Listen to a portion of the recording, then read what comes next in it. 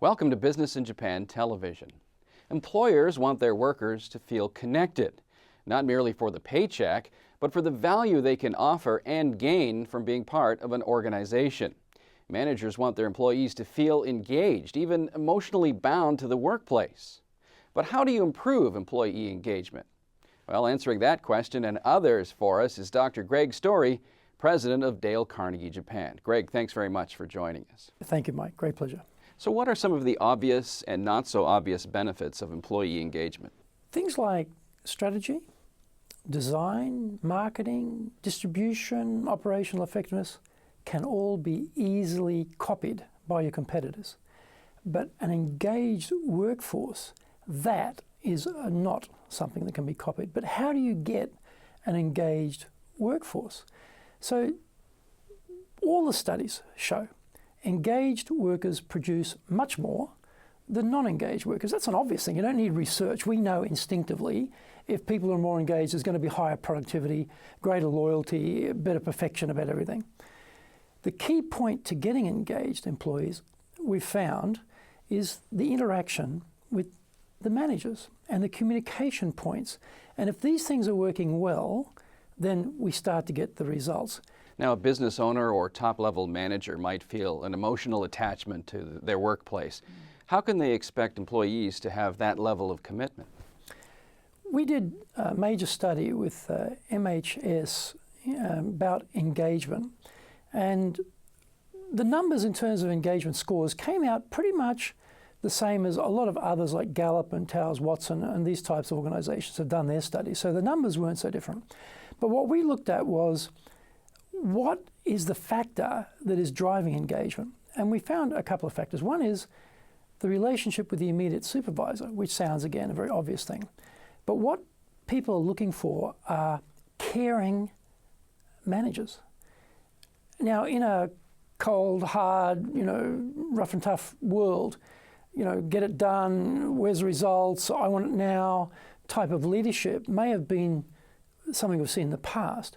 But if you want engaged employees, they don't want to be treated like an asset. They want to be treated like a human being. They want you to care about them.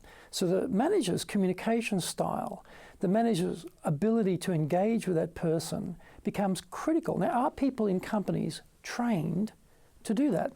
Or is it, giving orders, taking down names, counting the results? If you want to get engagement, that harsh approach will get you a certain degree of compliance, but it won't get you engagement. So we need to interact with our people from a different perspective. The second thing the research showed is the company leadership have to be setting goals and direction that are clear to the employees that they feel some ownership of, as opposed to just total top-down. People want to have the sense that my opinion has been filtered into the system somewhere, that I have some ownership of where we're going with this. Even if it's just the execution piece, if it's not even the direction piece, but I need to feel some ownership here. That leads to engagement.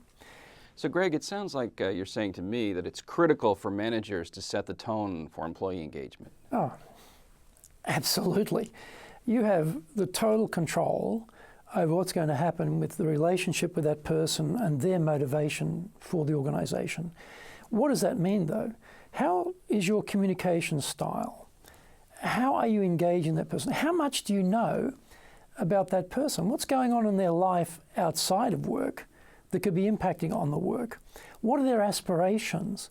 What is the key motivator for them to even be there? When it's a top-down, I give out the orders, you do it, quick, smart type of approach, there's no engagement around their needs.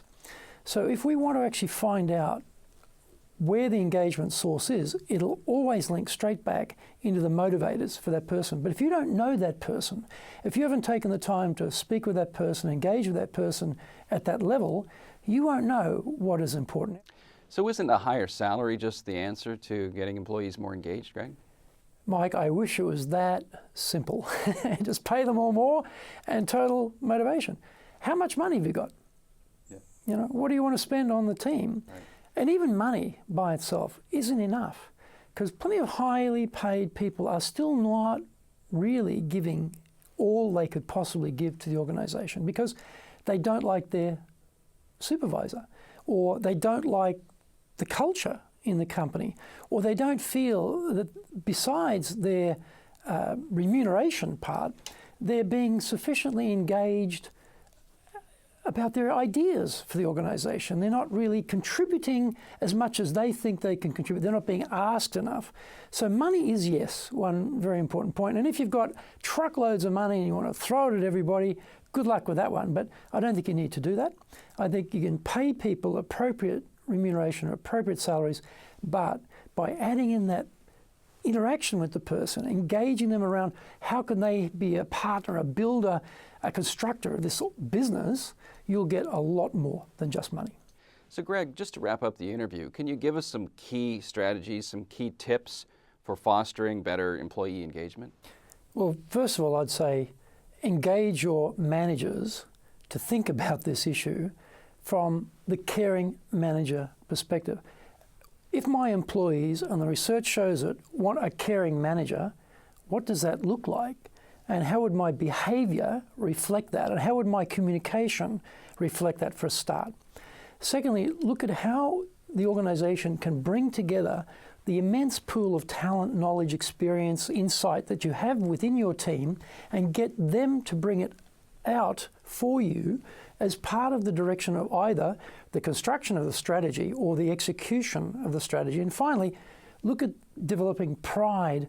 And pride of ownership is a critical thing in we buy a house or we rent a house, the feeling is different. If you can get that pride in the company because they feel they're part of it, working for you, then the commitment level just goes right through the roof. And you get very strong results as a result of that, much more easily and much faster. Greg, thanks very much for coming in. Yeah, great pleasure. Thank you, Mike. That's Dr. Greg Story, president of Dale Carnegie Japan. Thanks for watching Business in Japan Television.